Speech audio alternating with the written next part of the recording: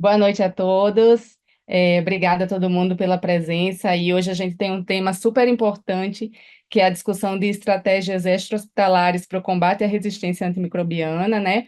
E esse evento é em celebração à Semana Mundial de Combate à Resistência Antimicrobiana, que aconteceu na semana passada, né?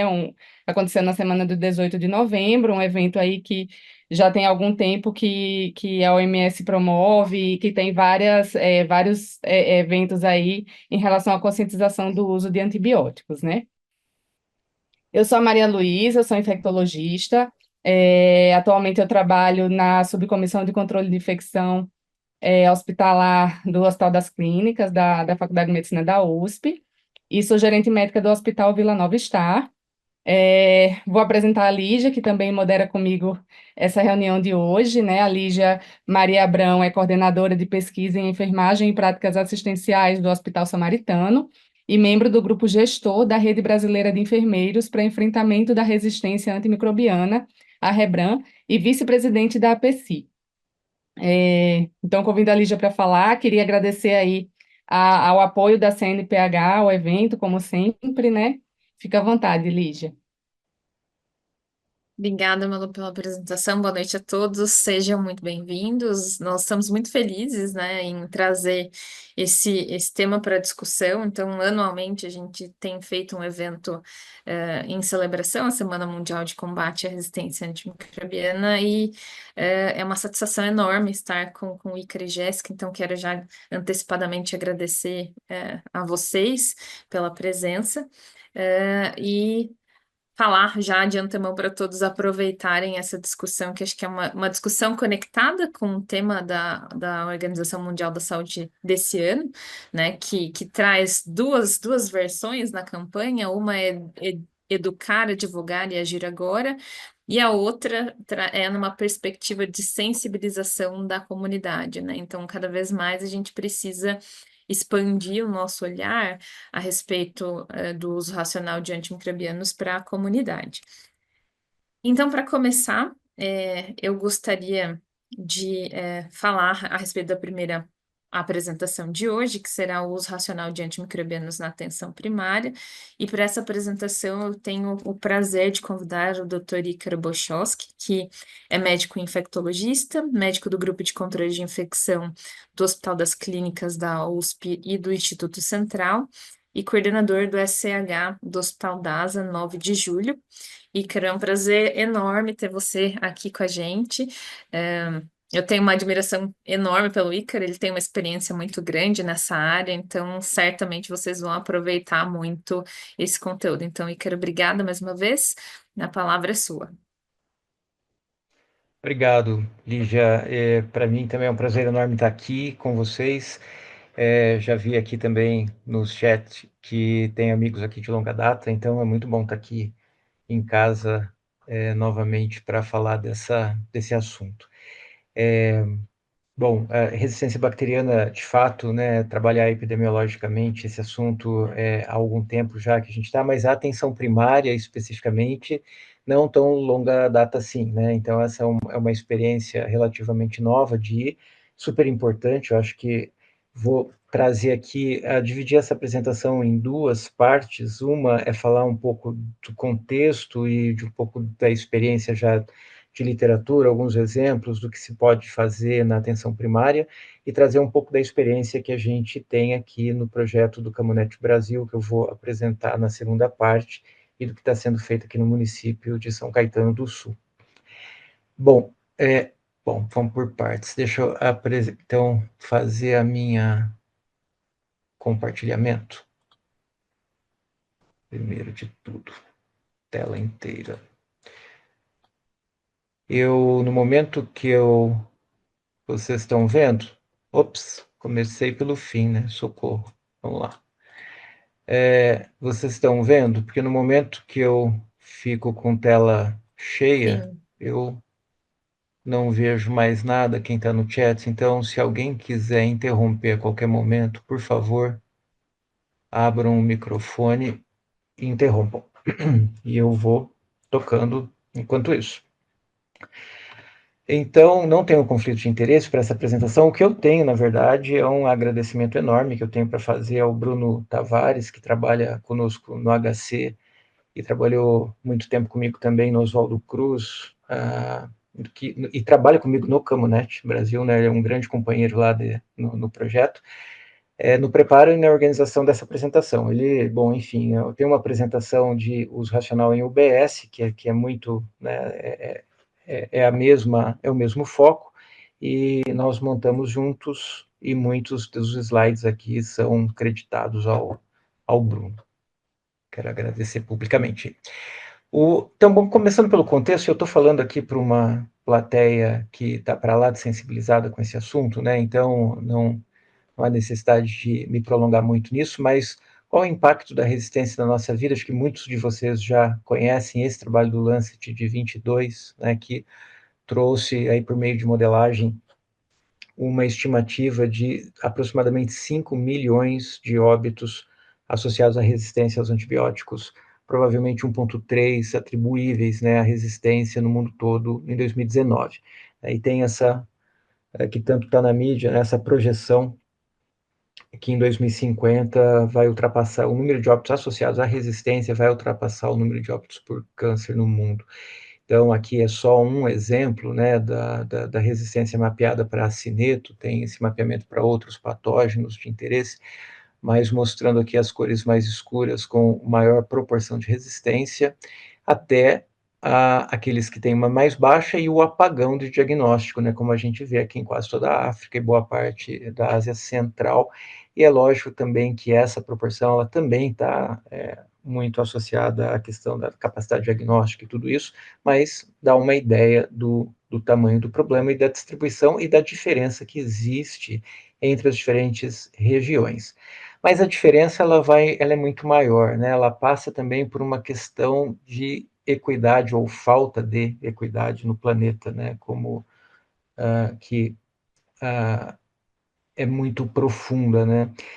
Então, a carga da resistência bacteriana, evidentemente que ela não se distribui igual para todo mundo. Aqui, esse slide da esquerda, ele mostra a taxa de mortalidade em todas as faixas etárias atribuíveis ou associadas, e vejam que nos 4 mais altas taxas estão na África, né, sendo a África subsaariana campeã de óbitos. E à medida que a gente avança aqui para a direita, os países vão melhorando muito a condição de vida. E a mortalidade associada, ela, do ponto de vista do sítio, né, de infecção, as infecções respiratórias são as mais envolvidas, depois vem a corrente sanguínea. E a infecção respiratória na atenção primária, ela tem um foco importante aqui de atuação em termos de uso de antibiótico, a gente vai falar bastante disso. Bom, o consumo de antibiótico é uma questão importante para a resistência, evidente que ele não é o único, é multifatorial, mas a gente vai falar bastante disso aqui nesse dia, e é meio assustador o que a gente vê em termos de projeção de consumo para o futuro. Então, esse é um dado da Academia de Ciência do Reino Unido, publicado agora em 24, mostrando que o consumo continua crescendo, né? Principalmente em países de baixa renda, com todos os seus problemas de básicos estruturais e inclusive de acesso à saúde e aos próprios medicamentos, até os países e também nos países de alta renda, né? Então são os dois cenários em que o consumo cresce. E o que é mais assustador são as projeções para 2030, com um crescimento quase exponencial aqui do consumo de antibiótico. Então, essa é uma questão que já é conhecida há algum tempo. Esse é o Plano de Ação Global da Organização Mundial da Saúde para o uso racional, que a maioria de vocês também provavelmente já conhece bem, que conclama aí os governos a instituírem políticas no nível nacional para a otimização do uso racional dessas drogas. Então, e passa aí por uma série de medidas que vão desde melhorar o conhecimento sobre a resistência, e a gente está falando, inclusive, de diagnóstico situacional, com vigilância, pesquisa, também e principalmente reduzir as infecções, né, por meio de prevenção, tanto no uso da medicina humana como animal, e, importante, o desenvolvimento sustentável de todos os países, né, que a gente está falando de medidas estruturais e de acesso básicas. Bom, falando então do nosso país, o que nós temos aí na nossa história recente em termos de intervenção, né, e em termos de políticas federais. Então, essa é uma que todos conhecem, que é a RDC 44, que foi uma medida governamental regulamentando a venda de antibióticos nas farmácias privadas. O que a gente tinha antes de 2010, os antibióticos já eram drogas com venda sob prescrição médica, mas não havia um controle sistemático dessa venda com prescrição médica nas farmácias privadas. E o que a RDC institui é justamente a retenção da receita. Então, esse foi um trabalho que é trabalho de doutorado da Maria Luísa, que está moderando essa mesa hoje. O que a Malu fez nós tínhamos um banco de dados, que justamente ele ia de 2008 a 2012, ele representava a venda de antibióticos em todo o país. Na ocasião, eram dados fornecidos pela OMS de um projeto FAPESP, que era do meu doutorado. Então, nós tínhamos aí um fenômeno, uma intervenção, né, natural, que era a RDC no meio do caminho, em 2010. Então, o que foi feito foi uma análise do antes e depois da intervenção. Então, o que a gente tem aqui em azul eram as vendas que a gente assumiu como consumo no período pré-intervenção e no período pós-intervenção. Então, vejam que, embora continuasse subindo o consumo de antibiótico depois da RDC, houve uma inflexão aqui clara da curva, com uma redução do consumo. E o que vocês veem aqui em vermelho é o que nós usamos como controle, que era o consumo no setor público, que já dependia de receita para dispensação desde sempre e que não houve, então, um efeito, vamos dizer assim, da RDC, mostrando que ele foi, de fato, importante nas farmácias privadas.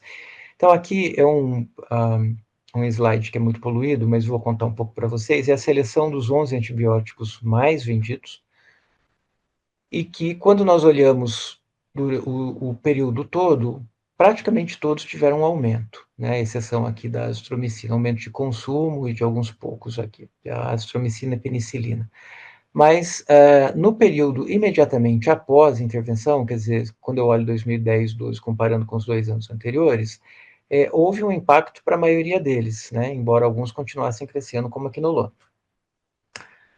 Mas esse impacto ele não foi, como já era meio que de se esperar, semelhante em todas as regiões do país. Então, o Sul e Sudeste, esse impacto ele foi maior. Todas as regiões tiveram algum impacto em 2011, né, comparando com 2010, mas o Sul e o Sudeste tiveram uma manutenção, vamos dizer assim, da queda nos 2 anos que se seguiram à RDC, e no Norte e Nordeste eles voltaram a aumentar. No Centro-Oeste, inclusive, ele meio quase que ultrapassa aqui os níveis de 2010. Uma outra coisa interessante que a gente viu nesse trabalho é que havia uma diferença muito grande entre o impacto nas capitais e no interior dos estados. Então, esse mapa que vocês estão vendo aqui à esquerda é o impacto só nas capitais. Então, o vermelho é o período pré-intervenção, o azul é a redução do período pós-intervenção nas capitais, onde houve essa redução. Então, vejam que praticamente todas as capitais houve redução, exceto Palmas, Teresina e Aracaju. Mas quando a gente olha para o interior dos estados, essa redução ela foi muito menos frequente, né? Alguns estados aqui tiveram uma redução, como o Rio Grande do Sul, o estado de São Paulo, alguns estados do norte, a Bahia, mas a maioria dos estados no seu interior, isso não acompanhou o que aconteceu nas suas capitais. Bom, essa foi uma medida que visou regular, né, o consumo inapropriado, mas teve impacto na resistência? Essa é uma segunda pergunta que a Malu também responde aqui no meio, durante o seu trabalho. Então, qual foi o medido dessa medida sobre a resistência?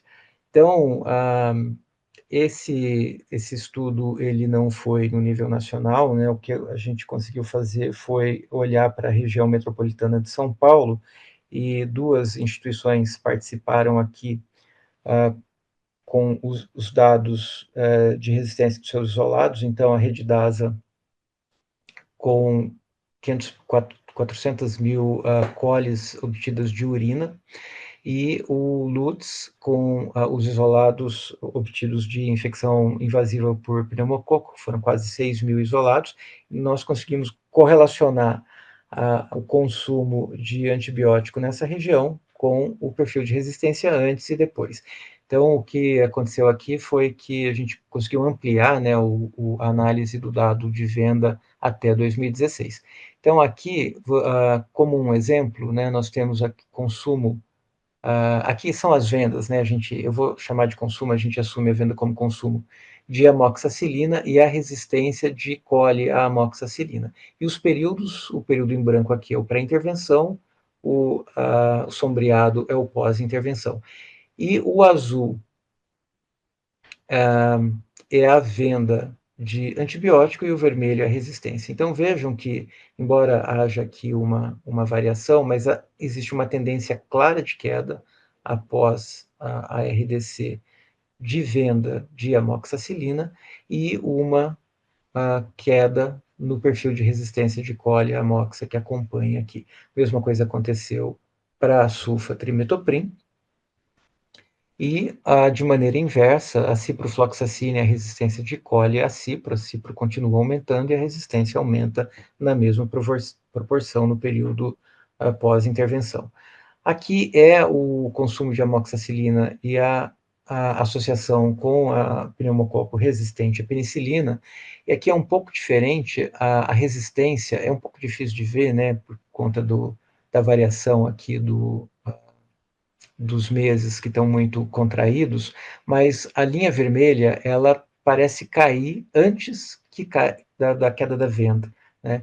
Então, o que houve aqui é que coincidiu aqui em 2010 com a implantação ou a incorporação da vacina 10 valente do pneumococo, que talvez tenha tido aqui algum impacto na venda ou no uso de amoxicilina em pacientes, na população pediátrica, principalmente. Bom, e para além dessa intervenção da RDC, né, em 2010, a Anvisa, desde 2017, ela já tem uma diretriz nacional para a elaboração de um programa de gerenciamento de antibióticos em serviços de saúde, que foi revisado agora em 2023, e tem um monitoramento do consumo de antibióticos em UTI já desde a década passada, né, com foco aqui, então, em hospital, em terapia intensiva, como eu disse, né, em paciente crítico, mas agora tem um olhar para atenção para fora do hospital, né? Então, embora historicamente, né, a gente tenha trabalhado com gerenciamento de antibióticos, né, desde a década de 80, já os primeiros trabalhos, até antes disso, dentro dos hospitais, principalmente em unidade crítica, o maior consumo está na comunidade, seja na atenção primária, consumo humano, mas também consumo animal na pecuária e na medicina veterinária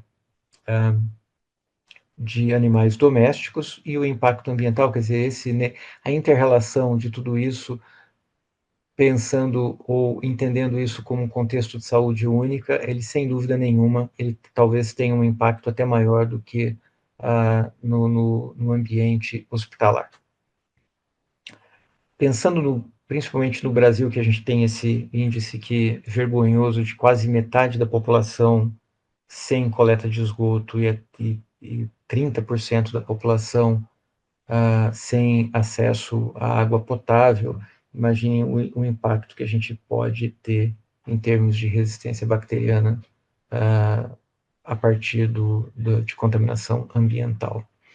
Bom, olhando para fora do hospital, né, trazendo aqui as iniciativas da Anvisa novamente, essa é um resultado de um inquérito que provavelmente vocês também conheçam já, de avaliação nacional das estratégias de controle de infecção e gerenciamento de antibióticos na atenção primária à saúde, e tem alguns dados aqui que chamam muita atenção, né? Então, foram quase mais de 1.500 serviços de saúde na atenção primária ouvidos, e 70% não tinham um responsável pelas medidas de prevenção e controle de infecção nas suas unidades, né? Esse trabalho não estava designado.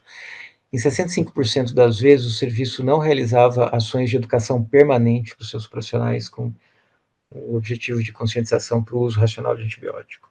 E 56% não tinham um documento formal, como protocolos organizados ou outro material de apoio à decisão clínica para diagnóstico e tratamento das principais síndromes infecciosas da atenção primária. E aí, recentemente, quer dizer, em 2023, a publicação do Plano Nacional de Prevenção e Controle de Resistência aos Antibióticos, um plano quinquenal, 23-27, com 4 eixos. O eixo 1 tem como objetivo justamente educação, formação efetiva para o uso racional de antibiótico. O segundo eixo, ele diz respeito a diagnóstico situacional por meio de vigilância e pesquisa. O eixo 3, a redução das infecções por medidas eficazes de saneamento, higiene e prevenção. E o eixo 4, a promoção de gerenciamento de antibióticos nos serviços de saúde na atenção primária.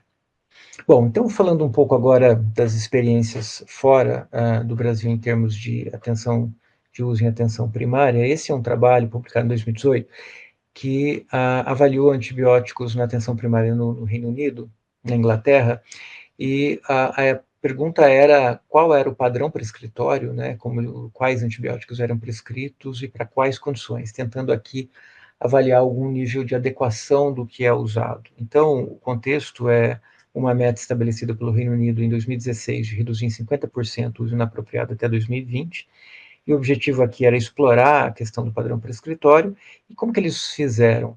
Que a maioria dos trabalhos em nível nacional fazem, que é usar uma base de dados que cruza a dispensação de antibiótico com codificação do atendimento, né, codificação da clínica do atendimento. Então, para a dispensação, eles usaram a classificação ATC, e eles viram aqui que as penicilinas e os macrolídeos eram os antibióticos mais prescritos e as quinolonas os menos prescritos, e cruzaram com a base de dados das condições clínicas. Eu não coloquei o slide aqui. Existem algumas, mas o CIAP, por exemplo, que assim como nós usamos o CID no nível hospitalar, o CIAP, que é a Classificação Internacional da Atenção Primária, pode ser usado com esse objetivo para se avaliar a condição clínica do atendimento na atenção primária. Então, o que eles encontraram aqui? Primeira coisa importante foi que primeiro é o tamanho do trabalho que eu acho que é importante, né? Foram 4,5 milhões de prescrições avaliadas, e 30% delas não era possível identificar um código de diagnóstico que fizesse sentido, ou porque não tinha nenhum código, ou porque o código simplesmente não era informativo para o uso de antibiótico. Em 70% dos mapeados, 46% dizia respeito à infecção do trato respiratório, 22% urogenital e 16% pele e partes moles, que é, de fato, aqui a grande demanda de antibiótico para atenção primária. E das infecções respiratórias, mais de 50% aqui dizia respeito à infecção do trato respiratório das vias aéreas superiores, né? Então, tinha dor de garganta, otite média e outras infecções do trato respiratório superior, com 17% de pneumonia. Então, o nível de adequação, ele explora pouco nesse artigo, ele não fala muito da correlação que ele fez com o código de prescrição e o tipo de antibiótico, mas ele faz alguns comentários de inconsistências, do tipo nitrofurantoína para condições que não eram ITU, por exemplo. Agora, é claro que essa é uma forma de se tentar avaliar o nível de adequação num trabalho tão macro assim, mas ele tem problema de inconsistências, como a gente pode imaginar, que é justamente a forma que se faz codificação. Quem trabalha com epidemiologia hospitalar sabe que dentro do hospital é muito difícil correlacionar CID com o que foi feito, porque o CID, a forma de codificação da doença, se ficar exclusivamente na mão do médico, é muito complicado, porque o médico vai ter um padrão de classificação que vai facilitar a sua vida, ele vai colocar ou o primeiro da lista, ou aqueles que ele mais conhece, enfim, e não necessariamente vai representar o que de fato está acontecendo, a menos que você tenha um time de codificadores que faça isso revisando o prontuário pós-alta, por exemplo. Pouquíssimos hospitais conseguem manter uma estrutura como essa para fazer isso, e na atenção primária não é diferente, né? Então, esse viés de comunicação é um problema, e ele aparece aqui já em alguns trabalhos também de amplos, assim, de saúde pública, tentando correlacionar a prescrição com o CID. Então, esse foi um trabalho que teve como objetivo avaliar justamente o viés de codificação em infecções do trato respiratório que poderiam complicar, né, obscurecer aqui o uso inapropriado de antibiótico. Ele usou, é um grupo da Cleveland Clinic que usou uma plataforma nacional de telemedicina aí de janeiro de 13 a agosto de 16. Eles cruzaram 13 mil consultas atendidas por 105 médicos diferentes. Eles usaram a codificação aqui, foi CID-9 e CID-10. Então, agora, o que tem de interessante, e aqui a gente está falando de paciente só paciente ambulatorial, né? E o que foi interessante aqui é que o que eles mostraram aqui foi uma distribuição, né, de prescrição de antibiótico, e os médicos que estavam no primeiro quartil aqui de prescrição, 35% trataram sinusite como um diagnóstico para uso de antibiótico, e os heavy prescribers aqui, 59%, usando esse diagnóstico, mostrando aqui que muito provavelmente existe aí questões individuais na codificação e na justificativa do uso de antibiótico para o paciente externo. Desculpe. Esse é um trabalho que foi publicado usando uma ferramenta dessa certificadora, que é uma certificação de uma Comissão Nacional para Certificação de Qualidade. É interessante, eu entrei no site para conhecer, eu não conhecia essa certificadora, e é uma certificadora que ela procura, ela tem como foco qualidade assistencial, não só para antibiótico, mas para outras condições, enfim, e ela tem um sistema de informação para dado de efetividade em cuidado de saúde.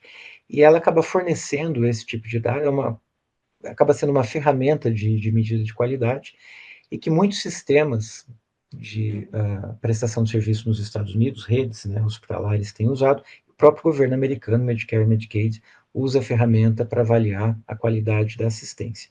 Então, aqui tem até muito provavelmente também um viés ou um objetivo de se avaliar a pertinência do cuidado das fontes pagadoras, né? Eles querem saber qual é o nível de qualidade de cuidado que está sendo prestado pelas suas unidades de saúde, e ser uma ferramenta, inclusive, para fazer gestão, né, de grandes populações.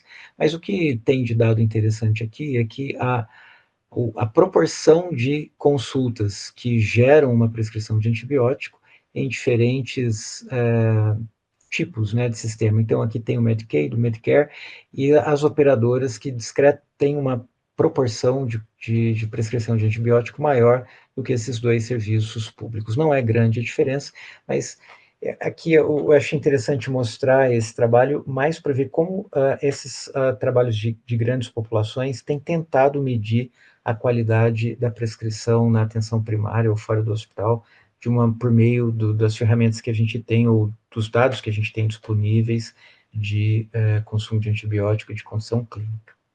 Bom, isso que eu falei até agora tem a ver com diagnóstico, diagnóstico de consumo, e as intervenções, né? Esse é um trabalho que mostra uma intervenção, é um ensaio randomizado, pragmático, de uso racional de antibiótico na atenção primária, numa província canadense. Então, o objetivo foi comparar 3 unidades que foram submetidas à intervenção com 3 unidades controle, e depois eles avaliaram pré e pós-intervenção alguns desfechos, e os desfechos que eles escolheram foram a prescrição de antibiótico por mais de 7 dias, e uma coisa que eles chamaram de prescrição adiada, ou seja, era uma primeira consulta em que não havia prescrição de antibiótico, e essa prescrição ela ocorria numa segunda consulta, numa reavaliação. A intervenção ela foi multifacetada, tinha um programa de educação com apoio à decisão clínica, para as principais síndromes aqui da atenção primária, com auditoria e feedback da prescrição. Então, a semelhança é um ensaio clínico, na verdade, então você tem as clínicas, a clínica controle e a clínica de intervenção, o número de consultas avaliados em cada uma delas, as suas exclusões, etc. Então, o que eles viram de resultado? Que o grupo sob intervenção teve 22% menos antibiótico prescrito no período pós-intervenção comparado ao controle. As prescrições adiadas, elas ocorreram 29% mais frequentemente no grupo sob intervenção, e as prescrições elas duraram mais que 7 dias, aqui foi em 76% menos no grupo de sob intervenção comparado ao grupo controle, mostrando aqui que essa intervenção multifacetada ela teve um impacto importante aqui nesses desfechos escolhidos. Bom, então,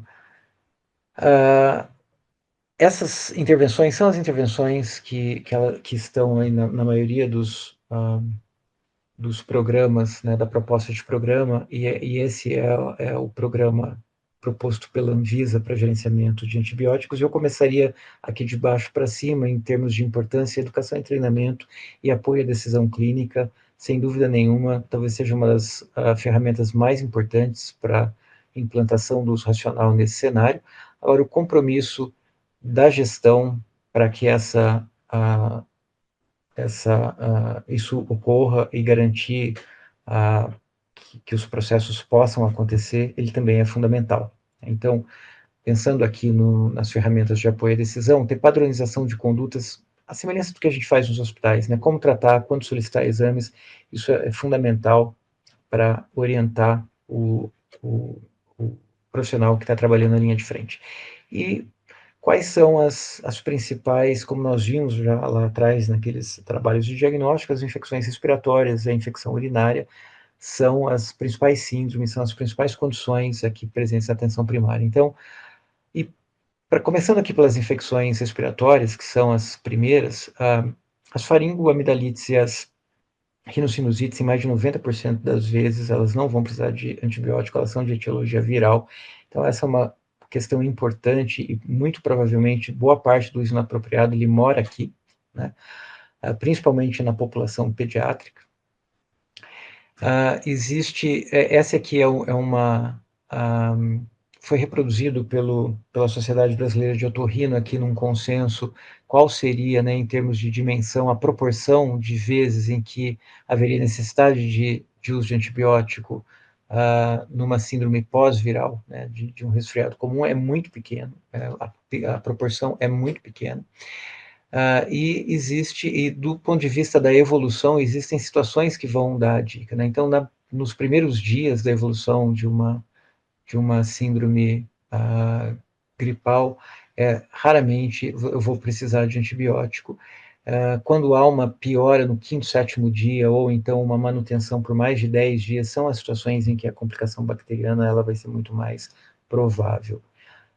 Além disso, né, tem a questão do tipo de antibiótico a ser usado. Então, no último dado do Sistema de Vigilância de Pneumonia e Meningite Bacteriana, que o CIREVA, mostram que para pneumococo mais de 80% dos isolados são sensíveis à penicilina, né, mas macrolídeo já existe um nível de resistência em torno de 50%, e hemófilos 80% de sensibilidade à penicilina. Esse é uma publicação da sociedade, um position statement da Sociedade Brasileira de Otorrinolaringologia, mostrando aqui que para as principais síndromes, a amoxicilina continua sendo ainda a primeira linha de tratamento, seja para rinocinusite, quando a complicação bacteriana ela está diagnosticada clinicamente para faringoamidalite, penicilina benzatina ainda é a primeira linha de tratamento, assim como para a otite média aguda. E a infecção urinária é a segunda síndrome mais importante aqui na atenção primária, então, das considerações gerais, isso é importante trazer segurança para quem trabalha na atenção primária. É a infecção mais frequente em mulheres, 50% vão ter pelo menos um episódio ao longo da vida. Homem, evidentemente, quando tiver uma infecção, vai ter que ser encarada como complicada. E o diagnóstico de uma não complicada, ele é clínico, ele não precisa de urocultura, e na complicada, sempre deve ser baseado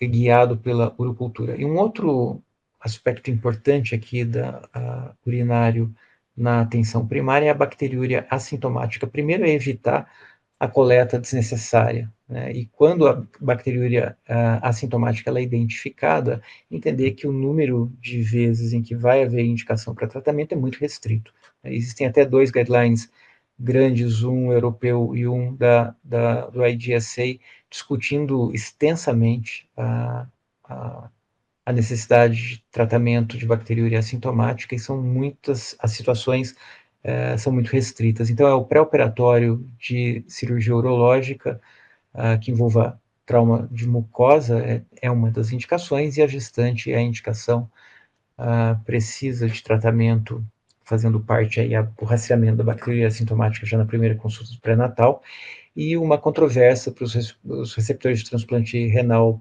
com menos de um mês pós-transplante como não definido, mas essa é uma situação que não vai estar na atenção primária, né? Essa é uma situação que está na atenção terciária, uma situação para ser discutida lá. E não rastrear e não tratar bacteriúria assintomática em crianças, homens jovens, na mulher não gestante, idosa, diabética, enfim, e bexiga neurogênica, que são situações onde frequentemente, ou mais de 90% das vezes, a bacteriúria assintomática vai estar presente, não há necessidade de abordagem.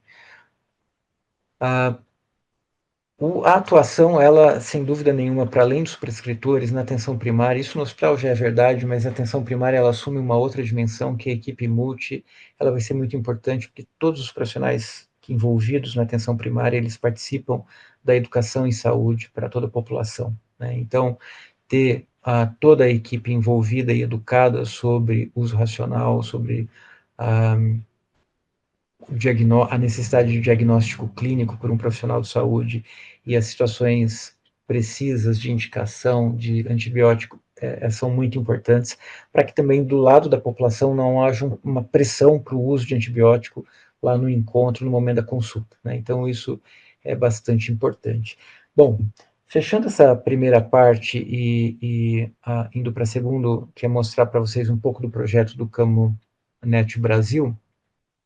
Essa é uma rede global para otimização de uso de antibióticos, e existem iniciativas fora do Brasil, no Reino Unido, na África do Sul, Uganda e Índia também, cada uma com seu projeto. O projeto aqui no Brasil é de atenção primária, são liderados aqui pelas professoras Ana Sara Levin e Silvia Costa, aqui do Departamento de Infecto da USP, e ele contém 3 projetos integrados. Eu acho que eu vou ter que dar uma acelerada aqui pelo tempo, e ele está focado, é uma intervenção que está focada no município, em toda a atenção primária do município de São Caetano do Sul.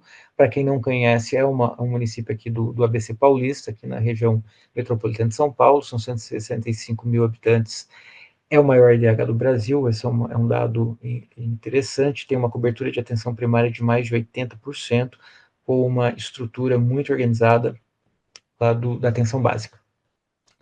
E a intervenção, ela foi pensada numa intervenção multifacetada, um pouco semelhante àquele trabalho canadense que eu mostrei, mas ela segue um pouco a lógica da intervenção multimodal para a higiene das mãos da OMS, que pensa em mudança de sistema, tem a dimensão do monitoramento, retroalimentação, mudança de cultura, treinamento e educação, e lembretes e comunicação no local do trabalho para educação contínua, né?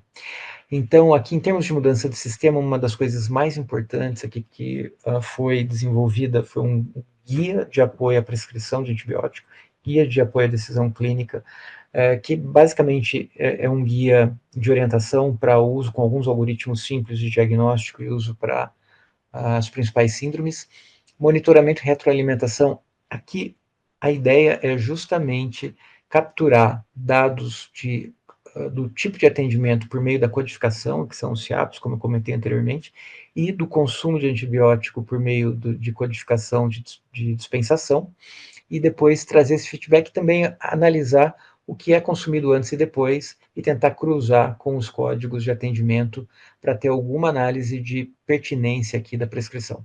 Mudança de cultura que passa por cartilhas, oficinas com pacientes, cafés científicos para disseminar a ideia aqui de uso racional, treinamento e educação e a questão dos lembretes, são as mensagens, os blocos de mensagens para ficar o tempo todo no ambiente de trabalho dos profissionais.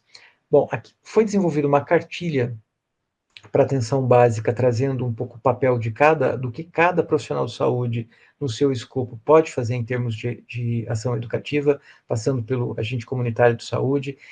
Essa cartilha que foi desenvolvida especificamente para pacientes e cuidadores, isso aqui foi bem interessante, porque ela foi construída a ideia era alguns blocos de mensagem, né, do tipo infecção viral não precisa de antibiótico, antibiótico para gestante na bacteriúria assintomática é importante, enfim, algumas situações do cenário da atenção primária, mas ela foi construída ouvindo os profissionais que trabalham na linha de frente. Então, participaram aqui os agentes comunitários de saúde, os técnicos de enfermagem, os enfermeiros da ponta, para a gente conseguir levantar quais eram as principais questões que envolviam as dúvidas de conceito, né? E a partir disso a gente construiu esse material e criou uma identidade de campanha também, e ele está sendo muito interessante no uso aqui pelas equipes de saúde da família, pelos agentes comunitários, etc., para educar paciente. O papel dos enfermeiros, o papel, enfim, dos dentistas, em termos de educação, dos farmacêuticos na dispensação, apoio aos médicos em termos de interação medicamentosa, ajuste de dose, etc., e o pessoal da gestão. Aqui é um exemplo de como é o layout do material, do guia, né, de uso de antibiótico. Então, o layout ele é bem simples, é uma linguagem direta, é muito visual. A ideia é que seja de fácil uso, fácil acesso.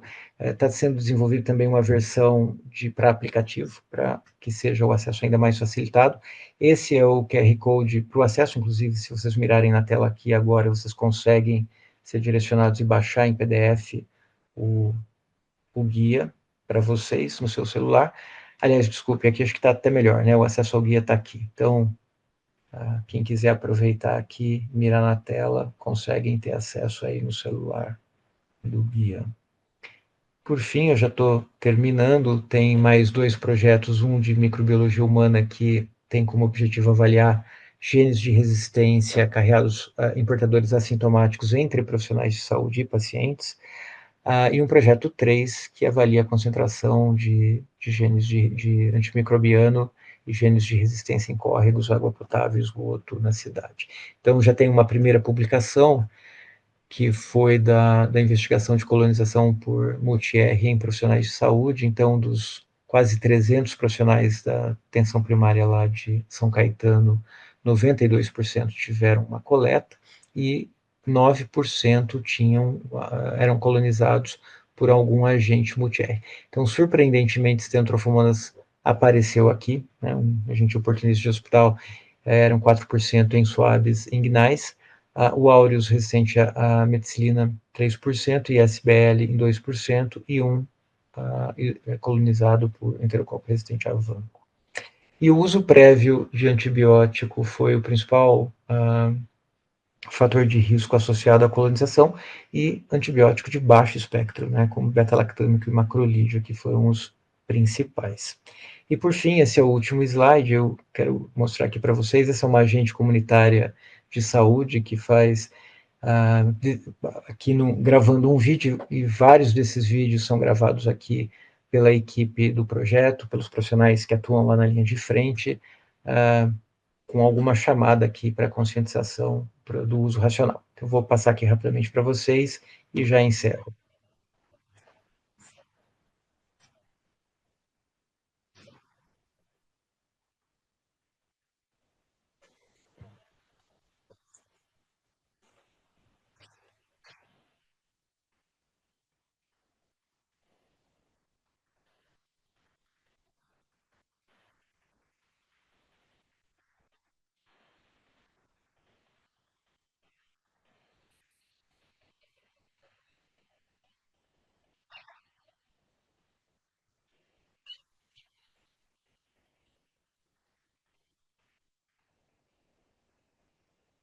Então é isso, pessoal. Então, eu não vou me estender aqui, a maior parte dos antibióticos está na atenção primária, o programa de gerenciamento ele é fundamental, que vá para a atenção primária de maneira organizada.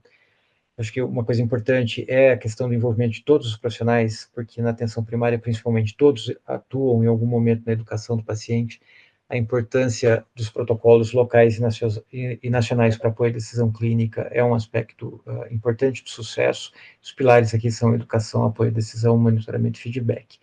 Eu sempre trago essa imagem nessas discussões de uso de antibiótico, que eu acho que como outros recursos naturais, né, como a água, o antibiótico, ele é um recurso que ele precisa ser usado racionalmente, porque para além do prejuízo individual que o uso irracional ele pode trazer, ele também tem um impacto ecológico, então ele tem que ser entendido como um bem comum, e temos que preservar para usar mais e usar sempre. E eu queria convidar vocês aqui para entrar no Instagram, essa nossa conta no Instagram do Camo underline net1, tudo minúsculo. Vocês vão ter mais informações sobre o projeto e vão poder também divulgar e amplificar um pouco aqui a ideia desse projeto. Eu acho que esse em benefício de todos. Bom, encerro aqui, agradeço mais uma vez, vou parar de compartilhar e devolver para a Lígia. Muito obrigada, doutor Ícaro, pela excelente apresentação. Eu quero só lembrar vocês, pessoal, que as perguntas poderão ser feitas via chat, e nós deixaremos as perguntas para o final. Então, no final das apresentações, a gente segue para uma discussão. Então, se tiverem perguntas, é só registrando elas via chat, que depois nós endereçaremos para os palestrantes, tá bom? Então, dando sequência nas apresentações, nós vamos para a segunda apresentação da noite. Falaremos agora sobre educação do paciente e família para o uso racional de antimicrobianos. E para essa apresentação, eu quero convidar a Jéssica Toshi Katayoshi. A Jéssica é farmacêutica clínica, tem pós-graduação em farmácia hospitalar, em assistência farmacêutica hospitalar e clínica, em farmácia clínica e infectologia, e também em farmácia clínica e oncologia. É doutoranda em doenças infecciosas e saúde global pela Faculdade de Medicina da Universidade de São Paulo e é farmacêutica clínica no setor de farmácia clínica, peraí, deixa eu voltar aqui, e do Serviço de Controle de Infecção Hospitalar e também é membro do time operacional do Programa de Gerenciamento de Uso de Antimicrobianos do ICESP. Jéssica, é um prazer ter você conosco nessa noite. Eu passo a palavra, então, para você. Então, prazer é meu pelo convite, e eu vou dar continuidade à apresentação do Dr. Ícaro, que ele abordou brilhantemente a questão de fatores para prevenir a resistência antimicrobiana, que um deles é a educação. Então, eu compartilho. Vocês estão olhando? Conseguindo visualizar? Sim. Tá bom. Então, cronologicamente, em 1930, foi descoberto os antimicrobianos. E com sua descoberta, houve uma redução significativa do número de mortes causadas por doenças infecciosas. Eles foram considerados um dos medicamentos mais prescritos, representando aproximadamente um terço da sua prescrição. 10 anos após a sua descoberta, devido ao seu uso generalizado, foi observado já a resistência antimicrobiana. Em 2019, essa resistência antimicrobiana foi responsável por quase 1.300.000 mortes ao ano no mundo, e estima-se que esse número pode atingir 2.500 em 10 milhões de mortes anuais em 2050.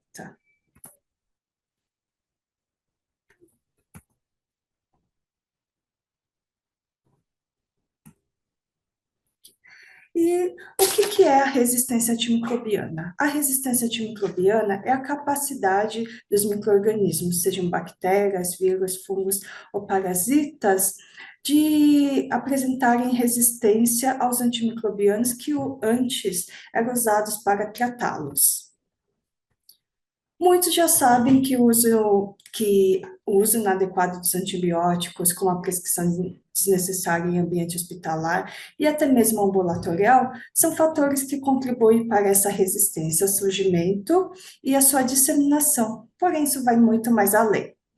A população, ela desempenha um papel significativo no aumento da sua resistência, no uso racional dos antimicrobianos, muitas vezes sem perceber. E algumas ações, alguns comportamentos, eles contribuem diretamente para essa disseminação da resistência. E quais são esses fatores? A automedicação, o uso de antibióticos sem orientação médica, interromper o tratamento antes de completar o ciclo prescrito. Muitas vezes os pacientes, eles acabam se sentindo melhor e acabam interrompendo o seu tratamento.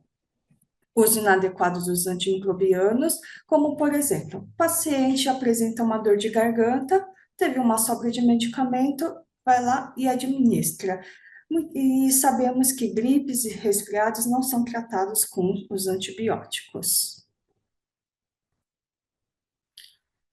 A pressão que os profissionais acabam sofrendo por parte dos pacientes. Alguns pacientes, eles se sentem mais confortáveis quando acabam saindo da consulta com algum antimicrobiano prescrito, e muitas vezes acabam pressionando a equipe médica de fazer essa receita, muitas vezes desnecessária.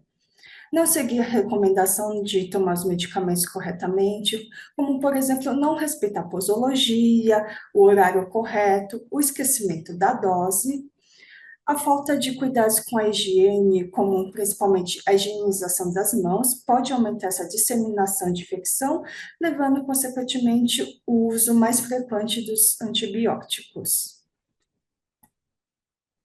Não se vacinar. A adesão da não vacinação, ela pode resultar em maior incidência de doenças que requerem tratamento com antibióticos, doenças essas que poderiam ter sido evitadas com a vacinação. O uso de antibióticos em animais. Em algumas regiões, os antibióticos são usados na pecuária para tratar doenças, promover o crescimento de animais, adicionando os antibióticos na composição de rações. Essa disseminação da resistência a antimicrobianos pode ocorrer não somente na ingestão dessa carne dos animais que fizeram uso de antibióticos em suas rações, como também por meio da disseminação de dejetos nos rios, nas águas e na pecuária.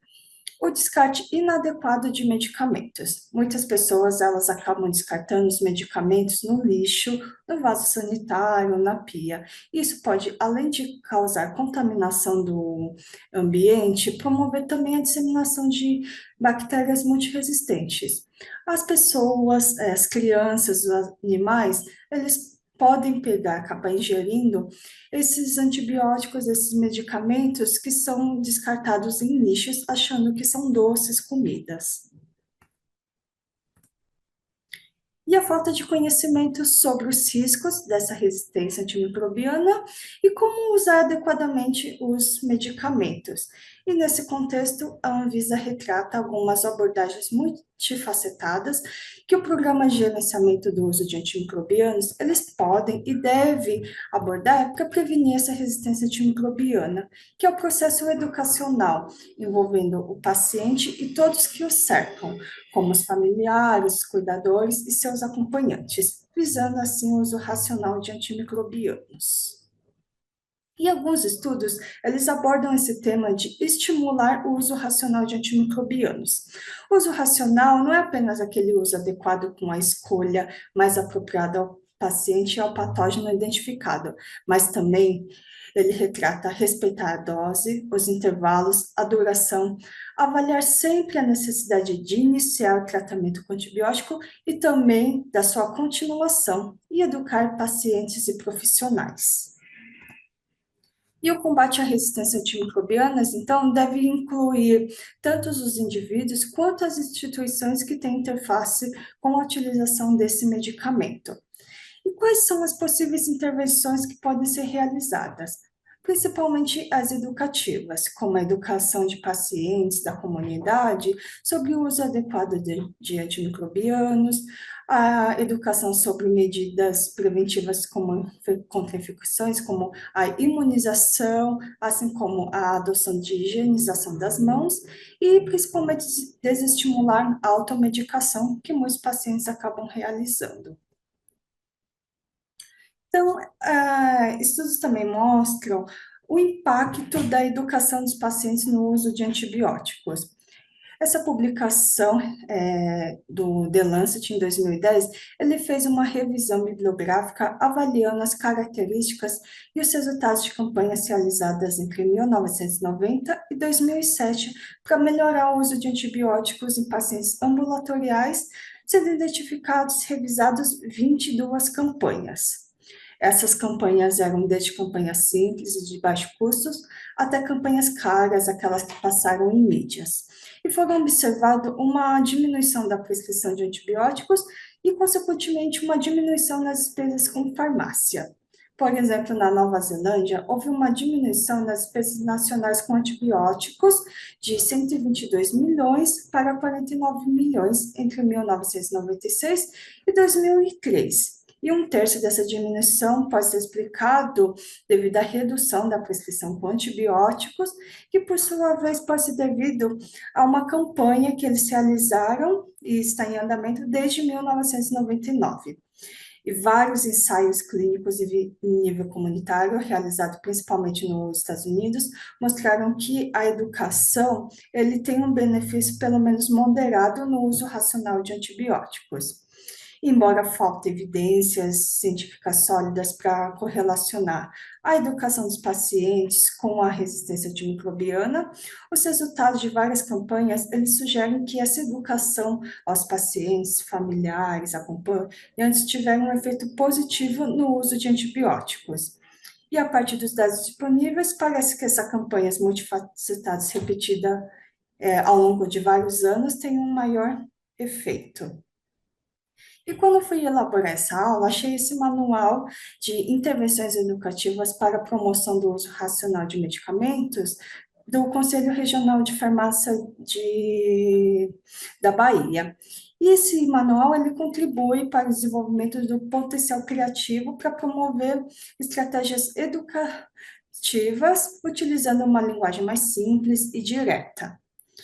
Eles abordam algumas etapas para formular uma intervenção individual e na comunidade, como, primeiramente, identificar os problemas de uso dos medicamentos, estabelecer quais as prioridades, por onde eu irei começar, analisar esses problemas listados, identificar possíveis ações e soluções, selecionar e formular intervenções, realizar uma prova preliminar, executar essas intervenções e realizar esse segmento e avaliação das intervenções.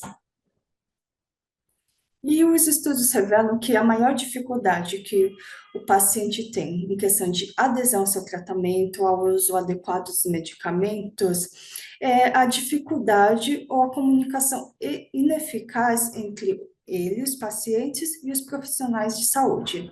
E existem diversos métodos e maneiras que podem ser utilizados para promover essa comunicação mais efetiva, como, por exemplo, atividades presenciais, teatros, mídias, materiais impressos e atividades de apoio. E baseado nisso, na Semana de Conscientização sobre o Uso Racional de Antimicrobianos, realizada no ICESP, no dia 5 e 7 de dezembro de 2023, foi realizada uma educação aos pacientes, acompanhantes ambulatoriais e nos setores de internação, que são essas nossas enfermarias, desenvolvidas pelo time ASP, do Serviço de Controle de Infecção, e também pela farmácia clínica. Esse foi o folder que entregamos aos pacientes, familiares, acompanhantes e também o material de apoio nessa orientação, nessa educação. E o que fala este folder? Ele aborda utilização de forma consciente do antibiótico. Não usar o antibiótico sem receita, respeitar sempre a prescrição médica, a dose, intervalo, duração, não usar os medicamentos que sobram de outros tratamentos e não compartilhar os antibióticos com outros. Não tomar os antibióticos baseados no tratamento de outras pessoas ou indicados por vizinhos, amigos e familiares, que muitas vezes ocorre. O vizinho, o amigo, acaba informando, eu tomei tal medicamento e me ajudou, e a pessoa vai lá e se automedica.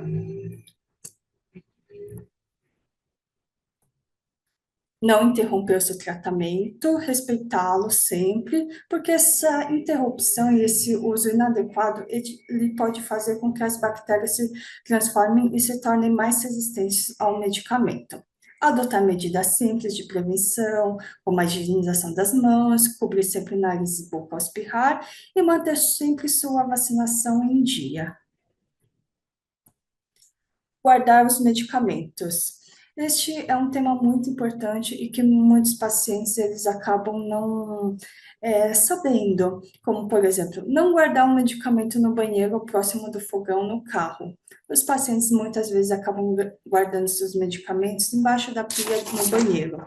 E por que não orientamos não guardá-los? Tomamos o banho, o ambiente fica muito quente, úmido e acaba danificando o medicamento, assim como próximo ao fogão. Os medicamentos que necessitam de refrigeração devem ser guardados nas prateleiras no meio, nunca na porta ou no congelador. Isso também, muitos pacientes, eles não têm essa orientação e acabam guardando, por exemplo, sua insulina na porta da geladeira. Por que não recomendamos esse ato? Ao abrir e fechar geladeiras, fazemos isso repetidamente, e com isso muita variação de temperatura, e não garantimos a sua estabilidade. E também nunca orientamos o paciente a guardar na primeira gaveta próxima ao congelador, porque também pode ocasionar o congelamento do medicamento. Então, sempre guardar o medicamento na prateleira ao meio.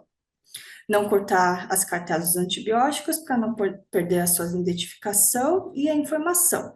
Os pacientes muitas vezes acabam usando o medicamento e cortando os blisters. A gente orienta a não fazer esse ato, que futuramente o paciente não vai acabar sabendo qual é esse medicamento que acabou ficando com ele. Não utilizar frascos ou recipientes vazios para guardar os medicamentos e manter os antibióticos fora do alcance de crianças e animais. Os cuidados ao descartar, sempre que o seu tratamento for suspenso ou correr a sobra de algum medicamento, nunca jogar fora os antibióticos no lixo. E temos uma orientação que eles podem ser devolvidos na farmácia ambulatorial do CESP na Consolação, ou até mesmo nos postos de coleta, postos de saúde, hospitais, que eles têm esse descarte correto dos medicamentos. No ICESP, contamos com um alofarmacêutico. Ele é um meio de comunicação em que o paciente ele pode entrar em contato com o farmacêutico 24 horas por dia, todos os dias, para tirar as dúvidas que ele possui sobre os medicamentos. Interação medicamentosa, devo tomar em jejum, com alimento, não entendi muito bem a receita, então qualquer dúvida que ele tenha com o seu medicamento, ele pode entrar em contato com esse alofarmacêutico. E aqui é uma foto mostrando a nossa semana de conscientização de uso de antimicrobianos. E esse ano, não sei se foi coincidentemente, semana passada realizamos a orientação dos pacientes e acompanhantes na farmácia ambulatorial da Consolação, que é onde os pacientes acabam retirando seus medicamentos. E durante essa semana estamos fazendo nas unidades de internação, com os pacientes que estão nas enfermarias.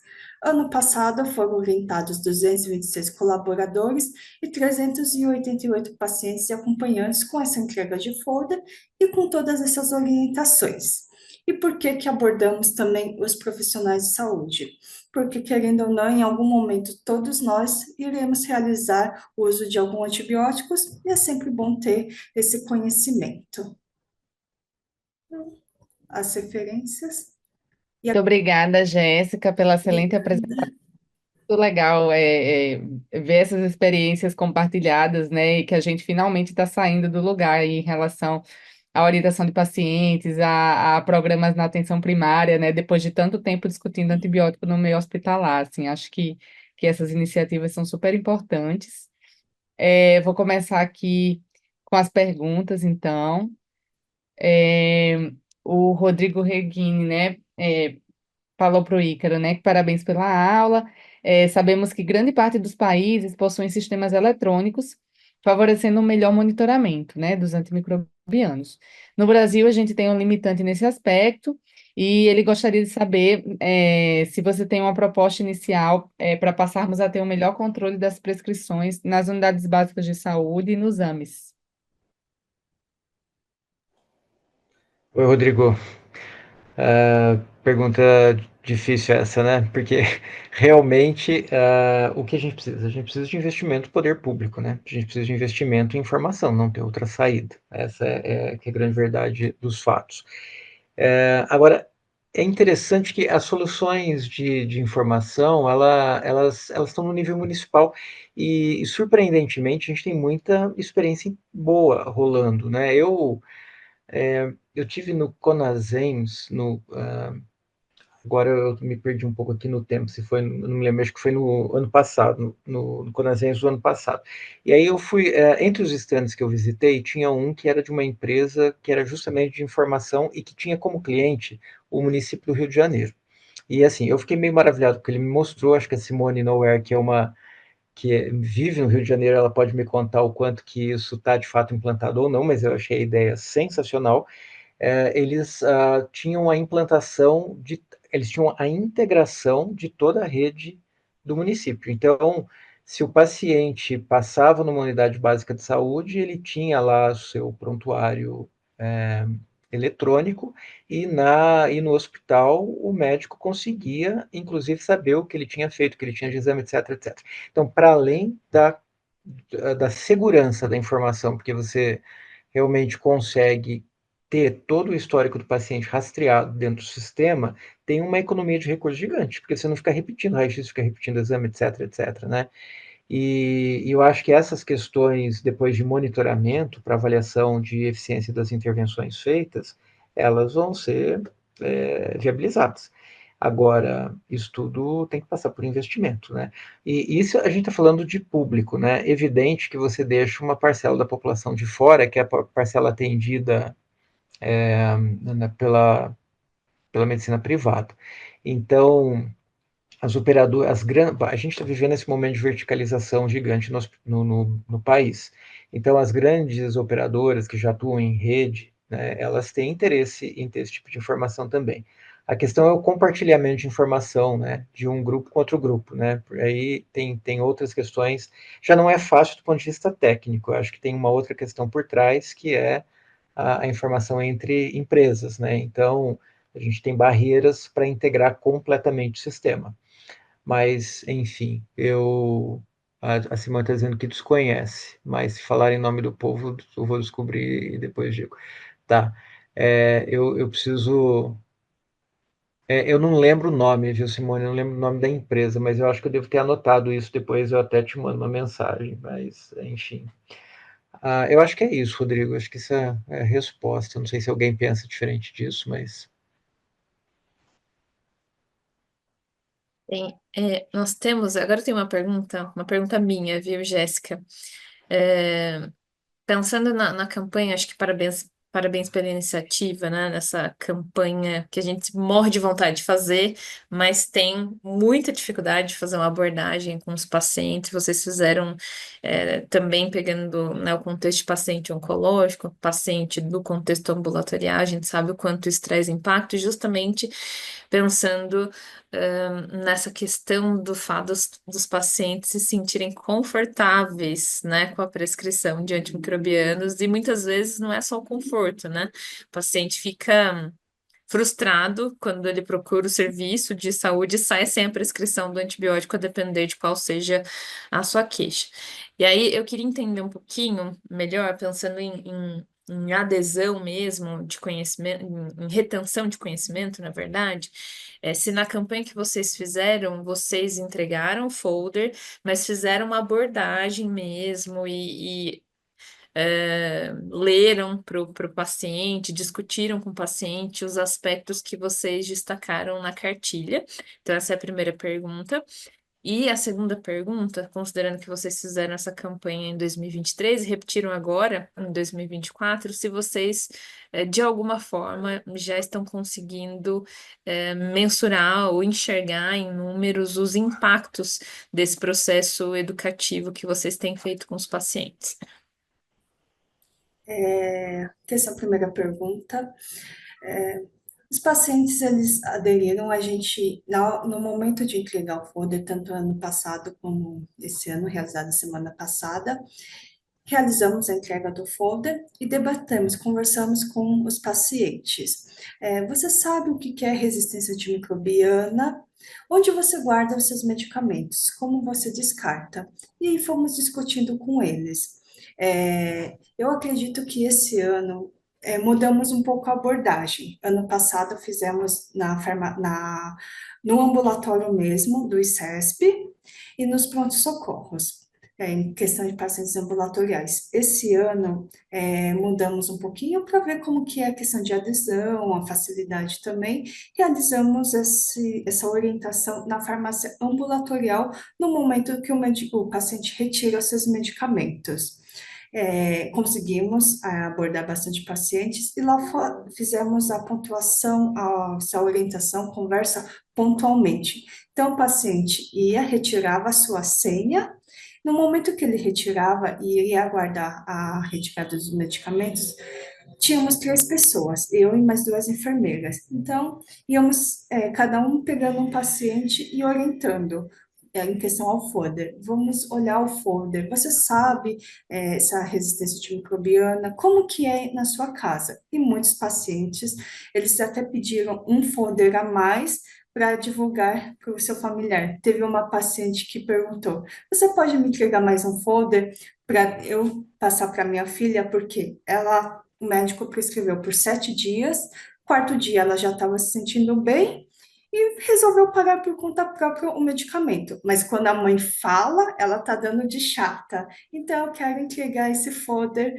para ela ter essa orientação.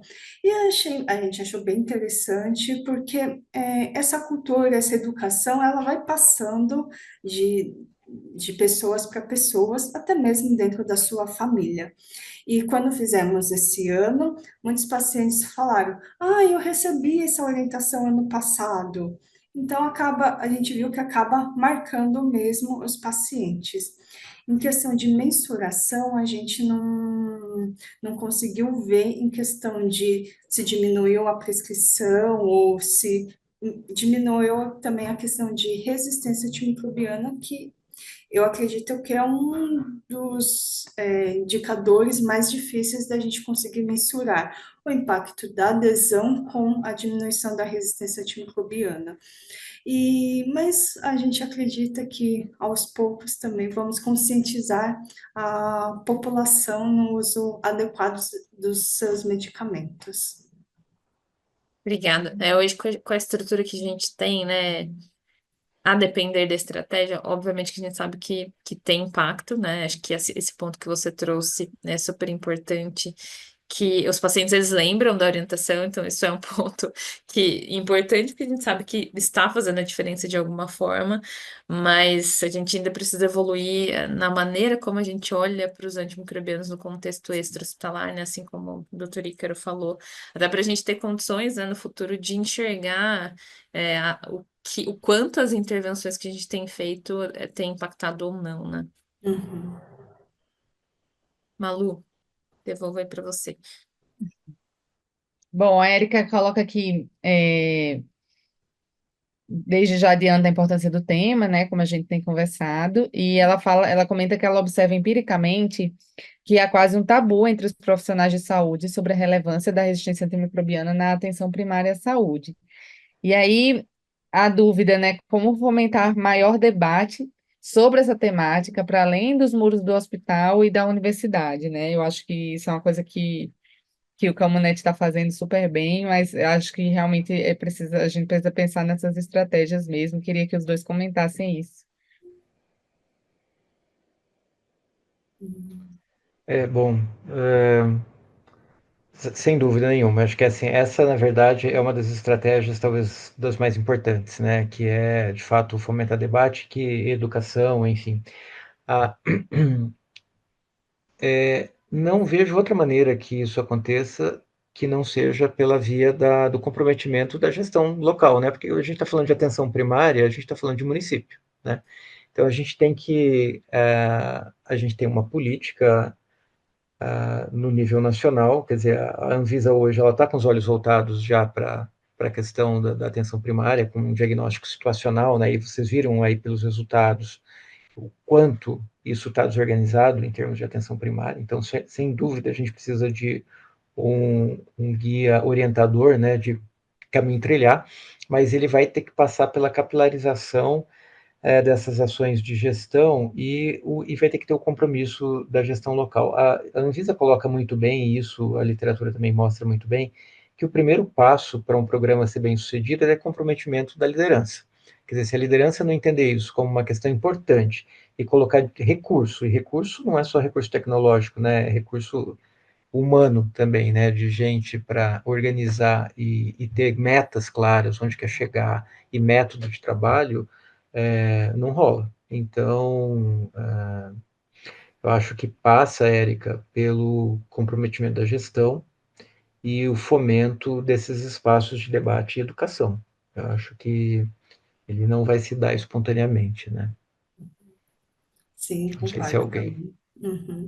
E eu passou recentemente na mídia a questão que muitos países eles estão se juntando e debatendo essa questão de resistência antimicrobiana porque é um impacto global e está interferindo também na questão de disponibilidade de antimicrobianos na instituição e nos seus países também. Muitas indústrias eles estão deixando de produzir menos antimicrobianos tanto devido ao custo, realmente que é mais caro, e acaba não tendo muito ganho para a indústria farmacêutica. Então, isso tem um impacto muito grande no país. Então, realmente é importante cada país, cada liderança agir e tentar promover, seja por meio de mídias, divulgar mais em televisão, esse uso adequado de antibióticos para atingir melhor a população. Agora tem bastante essa questão de mídia social, Instagram, Face, então tentar ver métodos, abordagens multifatoriais de vários modos para atingir melhor a população, que realmente acabamos atingindo muito pacientes e uso ambulatorial internados, mas também tem aquela população que acaba não tendo muito esse conhecimento quando é fora da sua instituição. Então, realmente, a questão de governança é muito importante para essa educação. Perfeito. Tem uma pergunta aqui no chat pro doutor Ícaro, é uma pergunta da Sandra Nucini, e ela traz o seguinte: se seria possível calcularmos o DDD na atenção primária, visto que lá os pacientes não estão internados. Então, como monitorar a dispensação desses antimicrobianos na atenção primária? Sandra, sim, acaba sendo a base populacional, né, da área que você está avaliando. Então, se você está trabalhando no nível municipal, usar habitante, né, habitante ano, normalmente, que é o que se faz, é uma forma de normalizar o dado, né? Então, esse foi o que a Malu estudou, inclusive, né, Malu, você fez esse tipo de normalização por habitante, só que usou o país, né, tinha por estado, etc., mas é habitante, né, quando você vai para a atenção primária. E a gente colocava 1.000 habitantes dia, DDD por 1.000 habitantes dia era a medida, né? Uhum. É, deixa eu só. A Sandra ainda, ó, ela pergunta aqui sobre. Eu fiquei pensando nisso na hora que a Jéssica falou também, sobre a descontinuidade do antimicrobiano com a melhora do quadro clínico. Na verdade, isso seria o mundo ideal, pois usar períodos fechados também pode levar à resistência microbiana, mas para isso ocorrer, precisaríamos de uma avaliação médica contínua, que não acontece para a grande população, né? E realmente, quando você falou, eu fiquei pensando cada vez mais a gente tem estudo para tempo curto de tratamento, né? Que direciona exatamente para isso, para quando o paciente está melhor, exames laboratoriais melhores, tudo a gente realmente deixar um tempo mais curto, em vez de deixar os 10, 14 dias. Mas, por outro lado, é isso, né? A gente precisaria de uma avaliação médica constante do paciente para realmente não interromper o uso de modo a trazer recidiva, falha clínica e aí acabar desenvolvendo resistência microbiana mesmo. Não sei se vocês querem comentar um pouquinho, Ícaro e Jéssica, sobre isso também. Eu acho que é isso mesmo, né, Malu? A gente, inclusive, vai numa jornada de educação, né, de dentro do hospital escola, de acabar com essa coisa de 7, 14. A questão é tratar o doente, né, com o menor tempo possível. Mas aí, na atenção primária, tem uma questão, esbarra no acesso, né? A gente, nesse projeto do CAMO, que eu mostrei, a gente está falando de São Caetano do Sul, maior IDH, cobertura de mais de 80%, é uma população que tem acesso garantido, né? Mas nem todo cenário na atenção primária é assim, com todo esse acesso. Então, para se ir por esse caminho, é o que eu acho que é o caminho de fato do uso, o uso mais racional é pelo menor tempo possível, a gente precisa garantir o acesso à reavaliação. Realmente. Na internado temos um mais fácil acesso, controle, que o médico acaba olhando o paciente dia a dia, mas questão ambulatorial realmente é muito difícil. E muitas vezes o paciente foi prescrito um antibiótico por 14 dias. O paciente está no sétimo dia, ele se sente melhor, ele não vai procurar um médico para avaliar se devo continuar ou não o tratamento, se tudo bem suspender, de coletar novos exames, mas questão de foi prescrito 14. Deu 14 dias, ainda não me sinto bem, ele vai procurar o médico para estender o tratamento se necessário. Então, essa questão de usar menos tempo, de reavaliar se é necessário continuar o tratamento na atenção primária é muito difícil. Eu queria fazer uma reflexão. O Ícaro trouxe na apresentação dele uma questão super importante que a gente sempre leva em consideração, principalmente quando vai falar de uso racional de antimicrobianos na atenção primária, e isso também está relacionado, né, nos diferentes contextos, não só a atenção primária, que é a complexidade do Brasil, né? A disparidade que a gente tem em relação a alguns aspectos. Então, quando você trouxe a questão, né, de 30% da população sem acesso à água potável, então a gente vê que é um cenário muito complexo para se trabalhar. Eu sei que a gente está avançando, né, em relação ao direcionamento dessas estratégias para o meio extra-hospitalar, mas na opinião de vocês, né, o que vocês pensam que seria importante para a gente conseguir alavancar, de fato, o uso racional de antimicrobianos de forma sistematizada na atenção primária? Se vocês entendem que o caminho seria a mudança, né, a incorporação de novas políticas de saúde com diretrizes que trouxessem a obrigatoriedade do uso racional, porque mesmo que a gente tenha, né, hoje as diretrizes que trazem, né, as ações que a gente pode desenvolver no contexto da atenção básica, tem inúmeras limitações na estrutura mesmo dos serviços que dificultam esse processo. Então, olhando nessa perspectiva, acho que tem outros problemas ainda. O que vocês pensam que seria uma estratégia que poderia, de fato, alavancar a sistematização desse controle na atenção primária? A Jéssica quer comentar primeiro? Eu estava pensando, e não sei se eu vou puxar um pouco a sardinha para minha área, mas pensei em alguma coisa de consultório farmacêutico na atenção primária, AMAs, UBSs, que o paciente passa em consulta com o médico e pode passar após com o farmacêutico para tirar suas dúvidas em questão do uso dos antibióticos e dos seus medicamentos. É, a gente faz questão de uma cartilha, de uma orientação mesmo, uma tabelinha, para os pacientes que têm dificuldade de que horário tomar os medicamentos. Então, esse também pode ser um método de direcionar e fazer com que o paciente não esqueça. A gente traz essa interação medicamentosa para garantir que o medicamento, que o antibiótico não vá perder sua eficácia devido à interação com medicamentos, com outros medicamentos ou com alimentos, e também avaliar de acordo com o cotidiano de cada paciente o melhor horário para eles tomarem, garantindo que não esqueçam. Então, por exemplo, um paciente que ele acorda mais tarde e dorme mais tarde, então eu vou adaptar essa administração do antibiótico para esse paciente pontualmente, e assim por diante. Então, eu pensei em questão de ter esse consultório farmacêutico para educar também o paciente, orientá-lo se eles tiverem alguma dúvida, que realmente, quando tem um médico, acaba sendo um pouco corrido, o médico vai ter que examinar o paciente, avaliar tudo, então, ter essa atividade conjunta com a equipe multidisciplinar. Eu acho que a ideia é fantástica. Aliás, Jéssica, muitas das questões que você trouxe de experiência são questões que nós conseguimos incorporar também no campo. E aí, meio que, assim, pensando um pouco, né, no que seria essa resposta, Lívia,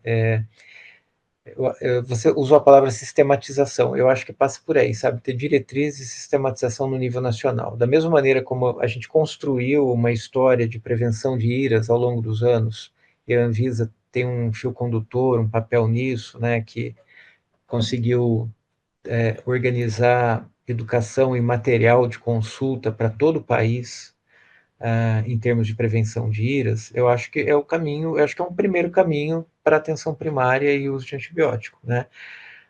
Eu acho que tem a espinha dorsal das ações, que são as principais ações, educação do paciente, e aí a Jéssica falou de coisas que apareceram muito lá nos workshops que nós fizemos com os agentes comunitários, com os médicos, enfermeiros que trabalham na atenção primária, que são coisas simples, né? A automedicação, sobra medicação, e na nossa ânsia humana de sempre querer ajudar o outro, o vizinho sempre fala, isso foi bom para mim, e o outro toma, e essa coisa existe, né? Isso faz parte da vida. Então, falar sobre automedicação, falar sobre tabela de horário para paciente com dificuldade, sabe, de maneira com recurso visual, são coisas simples e que pode ter material disponível para que os locais com menos recursos possam usar, etc. E guia para orientar prescritor mesmo, né? Farmacêutico, médico, etc. Com falando de infecção respiratória, urinária, pele e partes moles, está cobrindo aí quase que 70%, 80% da demanda de uso de antibiótico na atenção primária. Então, precisa ter material de consulta simples, acessível, disponível, etc. E agora, as soluções particularizadas assim para as questões culturais mais particulares de cada região, elas vão ser dadas pela própria equipe, né? Se eu tenho um material básico, né, o ser humano é criativo o suficiente para desenvolver lá suas soluções. Foi super bacana os workshops que nós fizemos, e os agentes comunitários foram os que mais contribuíram por meio de soluções criativas, assim, sabe, de como comunicar com a cartilha nasceu muito desse material trazido por eles. Então, acho que é isso, sabe? Ter diretriz no nível nacional. Eu fiquei Excelente. aqui que a gente fica falando, assim, acho que está muito claro que o mais importante assim, são duas coisas, né? É educação e acesso, né? As pessoas terem acesso à informação e a gente conseguir fazer essa educação adequadamente, seja do paciente, seja do profissional de saúde, né?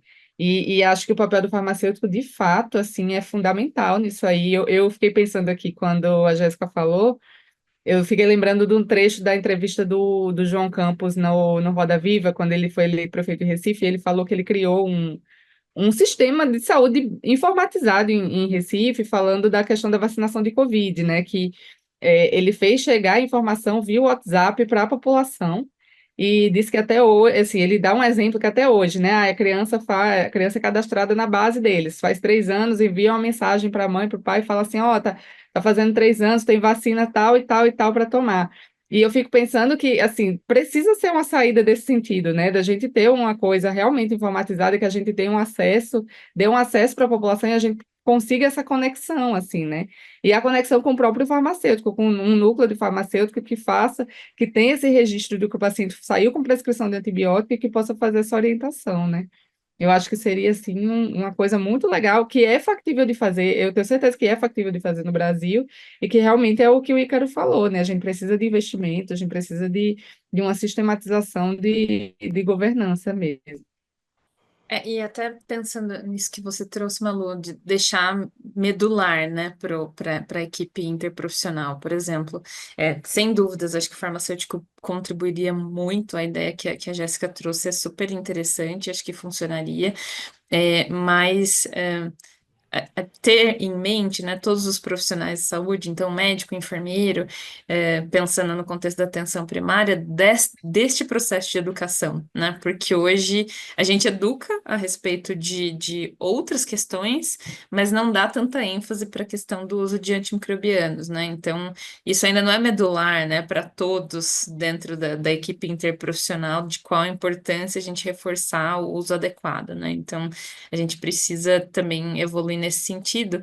E aí eu queria engatar uma pergunta, que é saber a opinião de vocês, talvez a do Ícaro, eu imagino que seja positiva em relação a usar a rede social como veículo de informação para a educação da população, né? A gente está numa onda de uso intenso, né, das redes sociais e tem muita crítica, né, ao uso da rede social, mas eu particularmente enxergo como uma possibilidade de trazer esse acesso, né, para a população de uma forma fácil de entender, de uma forma lúdica, e assim como um folder funciona, né, a depender do conteúdo que a gente coloca na rede social, também pode funcionar. E queria ouvir a opinião que vocês têm, se faz sentido, se vocês entendem que é uma via de comunicação que pode ser bem utilizada também para educar e sensibilizar paciente, família e até mesmo profissionais de saúde. Jéssica, Eu acho que é realmente uma via muito válida, principalmente para as pessoas, pacientes mais jovens, que eu acredito que seja a população que mais utiliza a rede social. Então, o FODE ajuda bastante, com certeza. Pega muito a questão de pacientes mais idosos, que foi o público-alvo que a gente viu na maior parte da nossa campanha.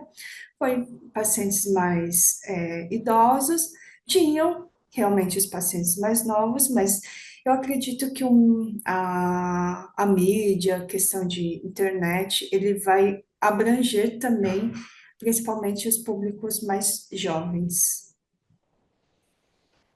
concordo totalmente com você, Jéssica. Eu acho, na verdade, que é fundamental, viu, Lígia? Não só é importante e válido, como é fundamental, porque, caso contrário, você não alcança uma fatia da população, que é isso que a Jéssica está contando, que é uma coisa geracional também, né? Tem uma população que você só vai atingir pela rede social. Então, acho que tem que usar todas as vias. Então, inclusive, lá nessa intervenção do Camunete, a gente tem usado na campanha de comunicação todas as vias. Então, é o WhatsApp, é e-mail marketing para profissional, é WhatsApp, rede social, Facebook, Instagram. E não é só rede social, quais redes sociais, né? Porque também a questão geracional se divide, né? Facebook é da minha geração, mas minha sobrinha não sabe nem o que é Facebook. Mas ela fica no TikTok, entendeu? Então, eu acho que você tem que diversificar. Trazer capilaridade, diversificar e usar todos os meios de comunicação possíveis. Realmente é entender a forma, né, que a gente precisa se comunicar. De fato, as gerações são diferentes e se a gente não usar essas estratégias distintas, a gente não consegue pegar todos os públicos, né? Então não vai ter uma estratégia única, né? Então tem que caprichar aí na versatilidade para conseguir atingir todos os públicos.